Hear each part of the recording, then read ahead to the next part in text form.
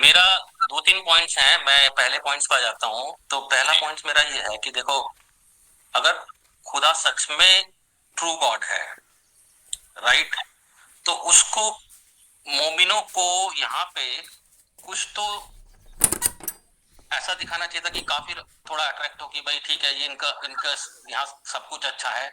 अगर आप देखो तो पूरी दुनिया में 56-57 मुस्लिम कंट्रीज हैं। मेरे ख्याल से 7-8 कंट्रीज को छोड़ के सब फटे हाल कंट्रीज हैं, जिन सब में बुरा हाल है। 6-7 कंट्रीज छोड़ दीजिए, सऊदी अरब, जिन जो पैसे वाले कंट्रीज हैं। तो और दूसरी चीज यह है कि ठीक है, मोमिनों की साथ जो हो रहा है, जो काफिर, जैसे अभी फलस्तीन और इसराइल में लड़ाई चल रही है, वो तो चलो काफिर की बात है, लेकिन खुदा, पिछले 2 साल की आप 4 बड़ी नेचुरल डिजास्टर ले लीजिए। मोरक्को का भूकंप ले लीजिए, टर्की में जो अर्थक्वेक आया, लीबिया में जो बाढ़ आई, अफगानिस्तान में भी अर्थक्वेक आया। 4 मेजर नेचुरल डिजास्टर जो थी पिछले 2 साल की। मतलब ये कैसा खुदा है, अपने ही बंदों को निपटाया जा रहा है। ठीक, बहुत बहुत अच्छा सवाल है। आप हिंदू है मेरे भाई? मैं एग्नोस्टिक समझ लीजिए आप। हिंदू था लेकिन अब नहीं हूँ, एग्नोस्टिक हूँ मैं। ठीक है, चले अभी चूंकि आप हिंदू थे इसलिए उस पर बात कर लेते हैं कि आपने कहा कि भाई 57 मुल्क हैं, उसमें 7-8 ही सही हैं, बाकी सब फटे पुराने हैं। अब आप देखिए कि एक ही मुल्क है जिसको लोग कहना चाहते हैं कि भाई ये हिंदू राष्ट्र है, अभी तक बना नहीं है। तो फटन तो कुछ कम वहां भी नहीं है। तो अगर ये फटन मेयार है तो फिर हिंदुइज्म तो गया। अच्छा, दूसरी बात, रिलीजियस रिलीजियस देखो, वो कोई भी अब कोई बात सुनेंगे आप भाई, अब आप सुनेंगे भाई, वो भी आपकी बात आपकी मैंने बात बिल्कुल सबर से सुनी है, बगैर इंटरप्शन के। आप मेरी बात सुनिएगा।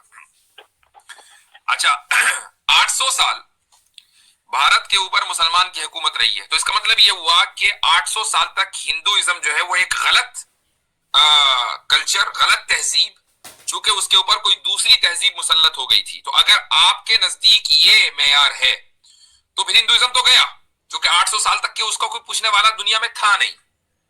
ठीक है, ये उसूल अगर आपका है। ले देकर ऑफिशियली एक हिंदू राष्ट्र था पूरी दुनिया में, नेपाल, उसने भी खत्म कर दिया। तो अब बचा क्या हिंदुओं के पास? आप हो गए एग्नोस्टिक।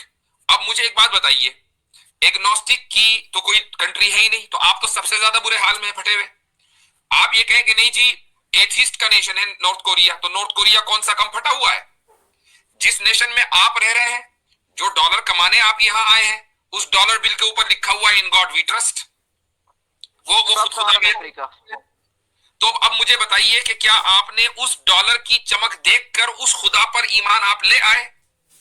क्यों आप अभी तक एग्नोस्टिक हैं और क्रिश्चियन बनकर आपने खुदा के सामने सर नहीं झुकाया? चर्च में क्यों नहीं जाना शुरू किया? अगर ये मैयार है, क्योंकि यहाँ तो कोई फटन वटन हमें नजर नहीं आ रही है, अगर ये मैयार है तो जी। नहीं, देखो, हिंदू हो या नॉर्थ कोरिया, एग्नोस्टिक, वो तो काफिर है, उनका बुरा हाल होगा, वो तो चलो समझ में आता है कि कल खुदा तो हम आपके मैयार की बात कर रहे हैं ना, हमारा तो मैयार ये है ही नहीं ना।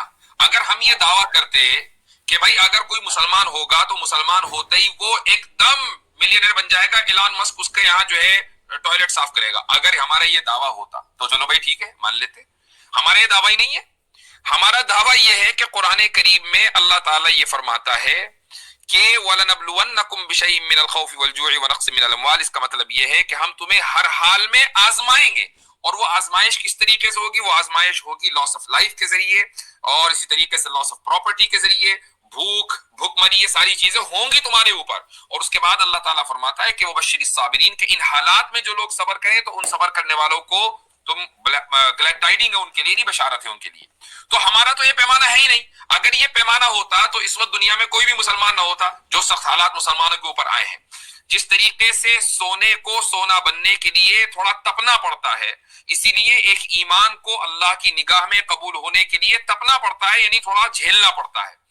अगर अगर ये बात है तो 1000 साल तक के मुस्लिम जो सिविलाइजेशन है, इस्लामिक सिविलाइजेशन, वो स्पेन से लेकर मलेशिया तक के फैली हुई थी। तो क्या हम समझे कि उस जमाने में इस्लाम बिल्कुल बरहक था? अगर ये आपका मेयार है तो मैं आपके मेयार पर क्वेश्चन उठा रहा हूं, ये मेयार गलत है। नहीं, मेरा मयार ये है कि कोई भी ट्रू गॉड नहीं है तो सबके हालात बराबर है, सब बराबर है। किसके साथ क्या हो रहा है उससे कोई मैटर नहीं, रिलीजन मैटर नहीं करता। कोई फटेहाल है, अमीर है, उसका रिलीजन से कोई ताल्लुक नहीं है। ये आपका मेयार इसलिए गलत है, ये आपका बहुत सब्जेक्टिव मेयार है, ये मुफ्ती सब्जेक्टिव साहब, मैं इनसे एक बात पूछना चाहता हूँ। जी, तो गोया कि आप ये कह रहे हैं नॉन मोमिन साहब कि जिसका फटा हाल नहीं है तो गोया कि उसका बिलीफ सही होगा। नहीं नहीं नहीं, मेरा मेरा कहने का मतलब ये है, नहीं, आपके कहने का यही मतलब है ना कि मुस्लिम हैं, हिंदू हैं, ईसाई हैं, क्रिश्चियन हैं, सबके फटे हाल हैं, तो इन सब का खुदा झूठा है क्योंकि ये सब फटे हाल हैं। तो जो सही हाल होगा उसका खुदा दुरुस्त होगा। नहीं नहीं, ये नहीं कहा मैंने, ये नहीं कहा। मेरा तो क्या कह रहे हैं? यही मतलब हुआ ना उसका। मान लीजिए, सुन लीजिए, अगर आज सारे मुसलमान अच्छे हाल में होते, 57 के 57 देश, तो क्या आप ये आर्ग्यूमेंट रख रहे होते? भाई देखो, अगर आप ये दावा कर रहे हैं कि खुदा ट्रू गॉड है, राइट? मैं आपसे एक सवाल किया, उसका जवाब दीजिए। अगर आज 57 कंट्री सारे के सारे सही होते, क्या आपका ये आर्ग्यूमेंट होता? हाँ बिल्कुल, अगर खुदा अपने बंदों को अपना बंदा मानता है तो उनको अच्छे से रखे भी तो फिर ये आर्ग्यूमेंट ना होता ना, हाँ, है ना? हाँ। जी, अब आसिम भाई बोले, अब इनका यही आर्ग्यूमेंट है। जी, तो वही मैं कह रहा हूँ नॉन मोमिन साहब कि जो अच्छे हाल में है तो गोया कि उनका बिलीफ सही है, तभी तो वो अच्छे हाल में ना। आपका यही कहना है कि ये लोग फटे हाल है तो इनका बिलीफ सही नहीं हो सकता क्योंकि ये फटे हाल है। अगर इनका बिलीफ सही होता है, इनका खुदा सही होता तो ये फटे हाल नहीं होते। तो गोया कि दुनिया में जो लोग सही हाल है तो उनका खुदा दुरुस्त है, उनका बिलीफ दुरुस्त है, जी, क्योंकि वो तो फटे हाल नहीं है ना, तो फिर उनका सही है ना। बिल्कुल उनका सही है। इनके पैमाने, इनका जो पैमाना है वो यही है। अब हम आगे की बात करें। जी आसिम भाई, कैरी ऑन। तो भाई एलन मस्क तो दुनिया का सबसे अमीर आदमी है, जेफ बेजोस दुनिया का सबसे अमीर आदमी है, जकरबर्ग जो है वो भी रिचेस्ट पर्सन है, बहुत बढ़िया से रहता है, कितने बिलियंस एंड बिलियन इन्वेस्टमेंट है, कितने प्रोजेक्ट चल रहे हैं। तो गोया कि इन सब के बिलीफ सही होंगे आपके, आपका जो मेयार है उसके हिसाब से। नहीं नहीं, मैं इससे आगे बढ़कर एक बात कहना चाहूंगा नॉन मोमिन साहब। इस वक्त दुनिया में एक कंसेंसस है लोगों के दरमियान कि जो सबसे अच्छे हाल में है ना और जो मजबूती के साथ है वो यहूदी है। ठीक, तो अगर अच्छे हाल होना किसी के बरहक होने की दलील है, तो क्या आपके एतबार से यहूदी एक बिल्कुल ठीक रिलीजन है? मेरे लिए तो सारे रिलीजन झूठ है। तो फिर आप ये कहिए कि आपका ये पैमाना ही गलत है। जिस तरह आप सारे रिलीजन्स को गलत कह रहे हैं, तो अपने पैमाने को भी गलत कहिए। नहीं, वो पैसे से नहीं तोड़ रहा हूँ उनको, ये नहीं कह रहा कि जो ज्यादा अमीर होगा वो उसका रिलीजन सच्चा होगा। मैं कह रहा हूँ कि ये इन्होंने अजीब कहा है। मैं बड़ी खामोशी से बात, भाई एक मिनट सुनिएगा, भाई एक मिनट सुनिएगा, मैं बड़ी खामोशी से बात सुन रहा था। ये जो आपने अभी जुमला बोला, ये तो आपने अपनी पिछली पूरी गुफ्तगू के ऊपर पानी फेर दिया भाई। आप बोल रहे हैं मैं तो सब रिलीजन को गलत कहता हूँ, तो मेयार किस बुनियाद पर आपने बनाया भाई मेरे? वो जो जितने भी मालदार हैं वो भी गलत होंगे आपके नजदीक, तो ये क्या बात है? यही चीज अगर आप क्रिश्चियंस को बोलूंगा, यही चीज मैं हिंदुओं को भी बोलूंगा, यही चीज मैं बुद्धिस्ट सबको बोलूंगा। ओ भाई, आपका मेयार गलत है, आप सबको बोलो, आपके सबके बोलने से नहीं बात हो रही। फर्क समझें, फर्क समझें भाई, फर्क समझें, फर्क समझें। आपके एक पागल, मैं आपको नहीं बोल रहा, ठीक है, चले कोई अच्छी मिसाल ताकि आपको बुरा ना लगे। एक बंदा जो गलत बात कर रहा है वो चाहे सबके साथ गलत बात करे, बात तो गलत गलत रहेगी। आपका ये कहना कि मैं हिंदुओं को भी बोल दूंगा ये बात, ईसाइयों को भी बोलूंगा, भाई आपका असूल गलत है। आपने जो भी बात की है, आप तो सबको जब गलत मान चुके हैं तो कोई कितना ही पैसे वाला क्यों ना हो, आपका मेयार तो आप रिजेक्ट कर चुके हैं। मैं तो हैरान हूं इस चीज पर। आप वाकई सिंसियर हैं तो आप खुद सोचें आपने असूल क्या बनाया है।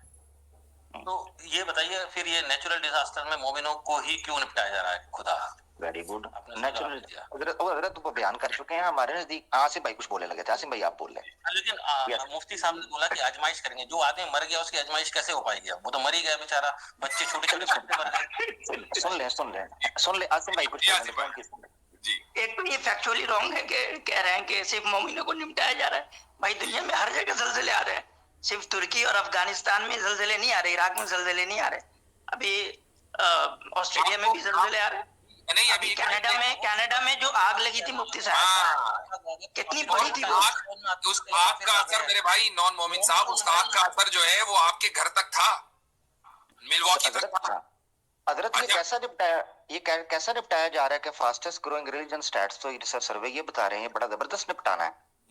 जी। अच्छा नहीं, एक मिनट, आपको आपको नेचुरल डिजास्टर की कैटरीना याद है? हाँ, कैटरीना याद है। अफगानिस्तान में तो नहीं आया था, या पाकिस्तान में आ गया था? देखो वो तो काफिर मुल्क में आया था, काफिरों को मरना तो समझ में आता है कि चलो ठीक है, इसका मतलब क्या हुआ? इसका मतलब ये हुआ कि जो नेचर है ना, इसका मतलब ये हुआ कि जो नेचर है, मैं अब आपका फार्मूला ठीक कर रहा हूँ बप्पोल आमिर भाई के, जो नेचर है वो अपना काम करेगा। उसको जहां भी अब टेक्टोनिक प्लेट्स है, वो जहां पर भी उनमें इंटरप्शन होना है वो होगा। इट डजंट मैटर कि ऊपर कौन रह रहा है, मुसलमान रह रहा है कि काफिर रह रहा है, जो नेचर है वो अपना काम करेगा, खुदा के हुक्म से काम करेगा।